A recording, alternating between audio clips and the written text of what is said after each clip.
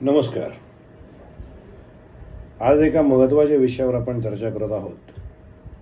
आपण सर्वजण जाणतात की आपल्या देशामध्ये सध्या चर्चेचा एक विषय आहे, तो म्हणजे भारताचे 52वे सरन्यायाधीश जस्टिस B.R. गवई यांनी महाराष्ट्राला दिलेली भेट. तर नेमकं काय झालं त्यावेळेस?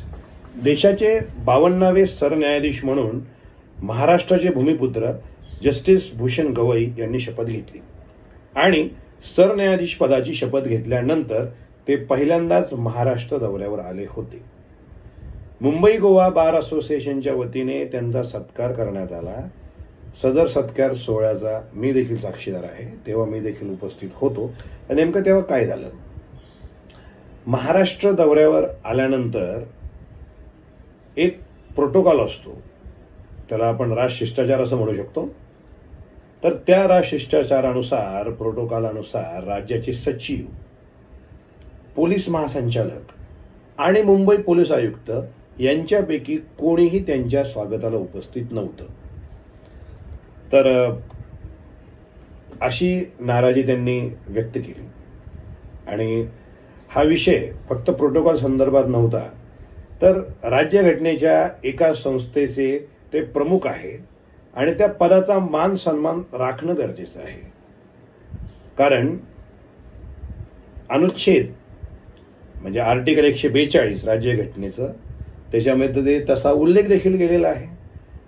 आता त्यानंतर राज्य सरकारने झालेल्या घटनेची दखल घेतली आणि भारताचे सरन्यायाधीश यांना कायमस्वरूपी राज्य अतिथी म्हणून घोषित केले. That chief justice of India is the permanent guest of state of Maharashtra.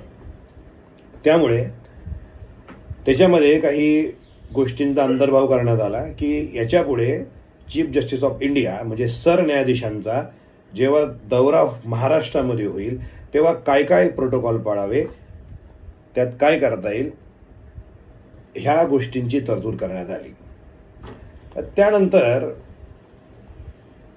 नाराजी व्यक्त झाल्यानंतर राज्यातील प्रमुख अधिकाऱ्यांनी दादर येथील चैत्यभूमीवर जाऊन चीफ जस्टिस ऑफ इंडिया यांचं स्वागत देखील केलं आणि हा थोडा अवमानाचा प्रकार झाल्यानंतर विरोधी पक्षनेत्यांनी देखील राज्य सरकारला लक्ष केलेलं आहे. तर त्यानंतर आता महाराष्ट्र सरकारने चीफ जस्टिस ऑफ इंडिया यांना राज्याचा कायमस्वरूपी अतिथी म्हणून घोषित केलंच आहे. तर आपण थोडं पाहूया की त्यामध्ये कोणकोणते प्रोटोकॉल असणार आहेत. तर सरन्यायाधीश ज्यावेळेस महाराष्ट्र दौऱ्यात येतील म्हणजे महाराष्ट्र प्रवासात असतील त्यावेळेस कोणकोणते राज्य शिष्टाचार पाळावे असं परिपत्रक निघालेलं आहे. तर ते काय निर्देश आहेत? भारताचे सरन्यायाधीश आता कायमस्वरूपी राज्य अतिथी म्हणून घोषित झालेले आहेत. मुख्य सचिव अथवा त्यांचे प्रतिनिधी, पोलीस महासंचालक अथवा त्यांचे प्रतिनिधी हे मुंबईत सरन्यायाधीशांचे स्वागत करतील. त्याचनंतर राज्यातील अन्य जिल्ह्यांमध्ये जिल्ह्यातील जिल्हाधिकारी किंवा त्यांचे वरिष्ठ प्रतिनिधी, पोलीस आयुक्त, पोलीस अधीक्षक अथवा त्यांचे प्रतिनिधी उपस्थित असतील. कोणी व्हीव्हीआयपी येत असतील तर त्यांच्या विभागाशी संबंधित समन्वय अधिकारी नेमणे आधीच्या आदेशानुसार बंधनकारक आहेच. त्यामुळे सरन्यायाधीशांच्या भेटीच्या वेळी विधी व न्याय विभागाने मुंबईसाठी तर इतर जिल्ह्यात असेल तेथील जिल्हाधिकाऱ्यांनी समन्वयासाठी क्लास 1 अधिकारी नेमणं बंधनकारक आहे. तर हा झाला प्रोटोकॉल संबंधित विषय. तर याच्यामध्ये गोष्टी अशा होतात, जे झालं ते चुकीचं झालेलं आहे. बरं, महाराष्ट्रामध्ये ह्या गोष्टी का?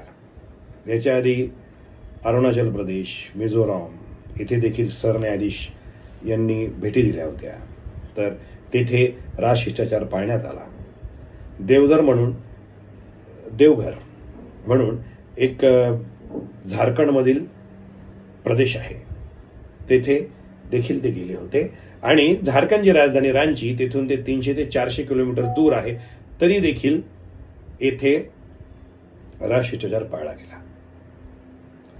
आता शेवटी सांगायचा मुद्दा असा आहे की ज्युडिशियल, लेजिस्लेचर आणि एक्झिक्युटिव्ह ह्या याला आपण म्हणू शकतो these are the pillars of democracy. आणि हे जे डेमोक्रेसीचे पिलर्स आहेत त्यांनी एकमेकांच्या हातात हात धरून योग्य प्रकारे चालणं गरजेचं आहे.